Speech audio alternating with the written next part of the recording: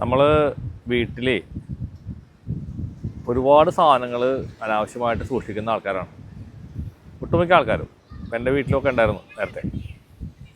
കാരണം എന്താ അറിയോ, നമ്മളിപ്പോൾ ഒരു മരുന്നിൻ്റെ കുപ്പി, നല്ല ഭംഗിയുള്ളൊരു കുപ്പിയായിരിക്കും, നല്ല പ്ലാസ്റ്റിക് ബോട്ടിൽ, നമ്മൾ സ്ഥിരമായിട്ട് ഉപയോഗിക്കുന്നൊരു മെഡിസിൻ ആയിരിക്കും. അപ്പോൾ നമ്മൾ ഈ കുപ്പി കാലിയാക്കി കഴിയുമ്പോൾ നമ്മൾ ഉപയോഗിക്കുവേ, ഓ നല്ല കുപ്പിയല്ലേ, ഇത് കളയണ്ട. അപ്പോൾ അവിടെ എടുത്ത് എവിടെയും വെക്കും, നല്ല മല്ല് വെക്കും. കഴിച്ച് കഴിയുമ്പോൾ അപ്പോൾ അടുത്ത കുപ്പി. ചിലപ്പോൾ നമ്മളൊരു 10, 20, 30 കുപ്പി ബോട്ടിൽ ആ മെഡിസിൻ കഴിക്കണ്ടാവും. 30 കുപ്പിയായി വീട്ടിൽ.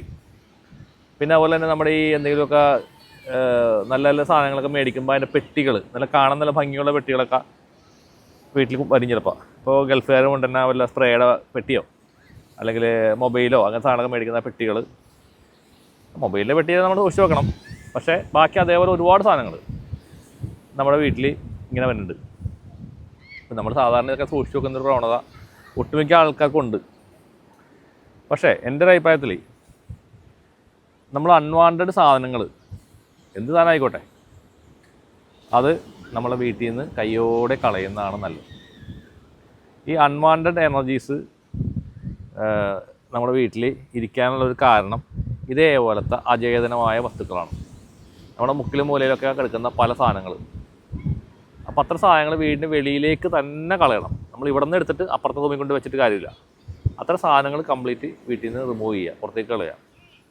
പഴയ വസ്ത്രങ്ങൾ നമ്മൾ വിചാരിക്കും, ഓ ഒരു ബനിയൻ, അപ്പോൾ ഇതിങ്ങനെ നമുക്ക് ഇഷ്ടപ്പെട്ട ഒരു ബനിയനായിരിക്കും. നമ്മൾ വിചാരിക്കും, ഓ ഇത് കളയണ്ട, എപ്പോഴെങ്കിലുമൊക്കെ ഇടാം എന്ന് വെച്ചിട്ട് മാറ്റി അവിടെ വെക്കും. ഈ മലമാരി എടുത്തിട്ട് വേറെ സ്ഥലത്തോട്ട് വെക്കും. അപ്പോൾ അവിടെ നിന്ന് അറിയും ഈ സാധനം. അത് നമ്മൾ തുടങ്ങുന്നില്ല. അപ്പോൾ അതിനകത്ത് പൊടി വരുന്നു, നെഗറ്റീവ് എനർജി വരുന്നു, പോലെ കഴിയുമ്പോൾ അത് ഉറുമ്പ് വരുന്നു. അപ്പോൾ ഉറുമ്പൊക്കെ വരാമെന്ന് പറഞ്ഞ് കഴിഞ്ഞാൽ അതിനകത്ത് അത് നെഗറ്റീവ് ആയി എന്നുള്ളതാണ് എൻ്റെ ഒരു മീനിങ്. ഇതേപോലെ നിങ്ങളെല്ലാവരും നിങ്ങളുടെ വീടുകളിൽ പരിശോധിക്കാം. വീടുകളിൽ ഇതേപോലത്തെ അചേതന വസ്തുക്കൾ, ഉപയോഗിക്കാത്ത സാധനങ്ങളുണ്ടെങ്കിൽ അതെല്ലാം എടുത്ത് നമ്മൾ കളയുക തന്നെ വേണം. അതുപോലെ ഇപ്പോഴത്തെ ഒരു ആൾക്കാരുണ്ടല്ലോ, മറ്റേ വീട്ടിൽ വന്നിട്ട് വേസ്റ്റ് കൊണ്ടുപോകണം, കർമ്മ നിരത സേന എന്ന് പറയുന്ന ആൾക്കാർക്ക് കൊടുക്കാം, അവർ കൊണ്ടുപോയിക്കോട്ടെ. അതേപോലെ തന്നെ നമ്മളിപ്പോൾ വീടുകളിലൊക്കെ എല്ലാവരും ജോലിക്കാരാണ്, പുറത്തേക്ക് പോകുന്ന ആൾക്കാരാണ്.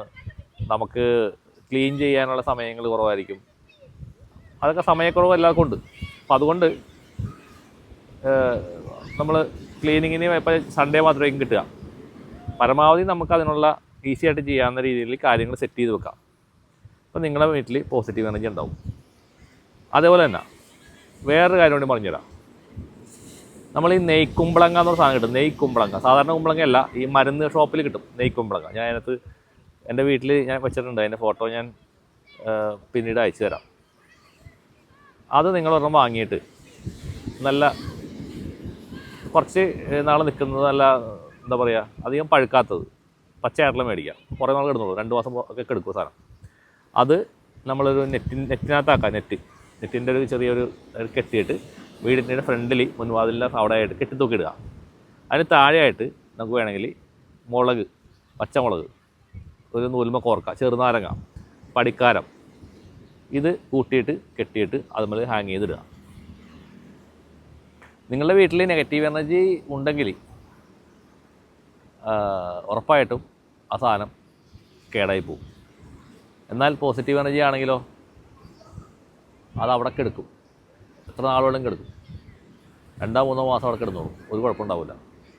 അപ്പോൾ നിങ്ങളിതൊന്ന് അതിൻ്റെ കൂടെ ചെയ്തു വെക്കുക. പോസിറ്റീവ് എനർജി ഉണ്ടാക്കാനായിട്ടുള്ള ഒരു മാർഗ്ഗമാണ് ഞാനീ പറഞ്ഞു തന്നത്. അപ്പോൾ ഇത് നിങ്ങളൊന്ന് പരീക്ഷിച്ച് നോക്കുക. ഉറപ്പായിട്ടും നിങ്ങളുടെ വീട്ടിൽ എനർജി ഷിഫ്റ്റ് വരും.